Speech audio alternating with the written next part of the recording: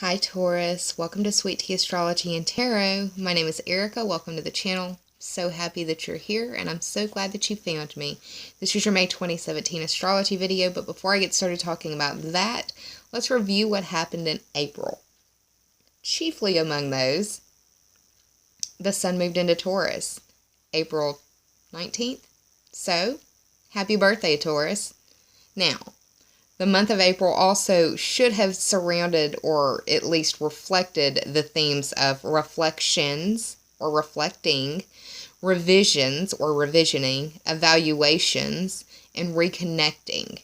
And that's because Venus was retrograde and Mercury also went retrograde. Let's talk about what's going on at the very beginning of May of 2017. The very first day of May in 2017, we will have 4 planets in their retrograde motion. That will be Mercury in your 12th house, Jupiter in your 6th house, Saturn in the 8th, and Pluto in the 9th. Now let's talk about the transits. On the 3rd or 4th of the month, depending on where you live on the planet, we've got Mercury going direct in Aries, meeting up with Venus and Uranus. This will be occurring in your 12th house. And what I really think will be occurring for many of you Taurians out there is that you will be getting valued communication either through dreams or through hidden means. You may also be getting information about a possible secret admirer. And if that's not the case, then it could be dealing with love and money themes in communication in that 12th house. And it could be that 12th house is the house of secrets. So it's secrets that you keep from yourself, like repression, secrets that you keep from others, or secrets that are kept from you. It's also secret enemies. It's limitations, repressions, karma, and self-undoing in that 12th house. Now, on the 9th or 10th of the month, depending on where you live on the planet, we will be experiencing a full moon at 20 degrees of Scorpio. This will be pairing up with Pluto very nicely. And this could bring forth the energy of intimate, ambitious, or sexually charged themes in the 7th and in the 9th houses. But first, let's talk about that 20 degrees of Scorpio. The full moon, 20 degrees of Scorpio, Sabian symbol reads, obeying his conscience, a soldier resists orders. Now, the Sabian symbols were created in 1925 by a clairvoyant named Elsie Wheeler, and they are used to symbolize each degree of the zodiac, or it's used to symbolize each degree, 0 to 30 degrees, of each zodiac sign of the astrological wheel. All right. So this will be occurring in your 7th and 9th houses. I feel like there will be, there may be a situation where you are dealing with, I see this as if you're a student, this will be playing out in that higher education area for you. It could also be if you are dealing with someone who is foreign born or a foreigner, could be dealing with your partnership or relationship in that area. Could also be that you're dealing with open enemies in one way or another, either in higher education or a foreign born open enemy. So just be very aware and understand that it could be a rebellious kind of feeling coming along, because we do have the Sabian symbol also inflecting its theme. It could be someone going against their conscience or going against orders because of their conscience in that 7th and 9th house. So, now on the 16th or 17th of the month, depending on where you live on the planet, we've got Mercury moving into Taurus, meeting up with the sun. And you're going to be starting to feel and see progress in that first house. So Taurus, you may be starting to feel yourself a little bit around that mid-month period where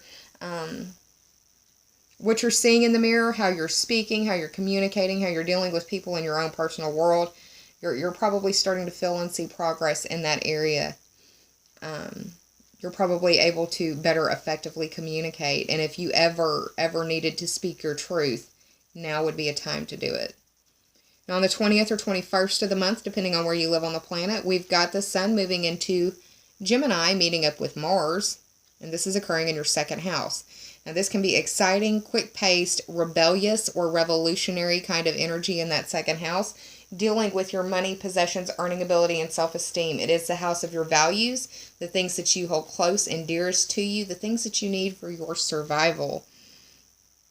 Mars moving into that second house would be a good time for you to start working out, Taurus, because that gives you the energy to focus on your self-esteem. And what better way to work on your self-esteem than work on your body, right?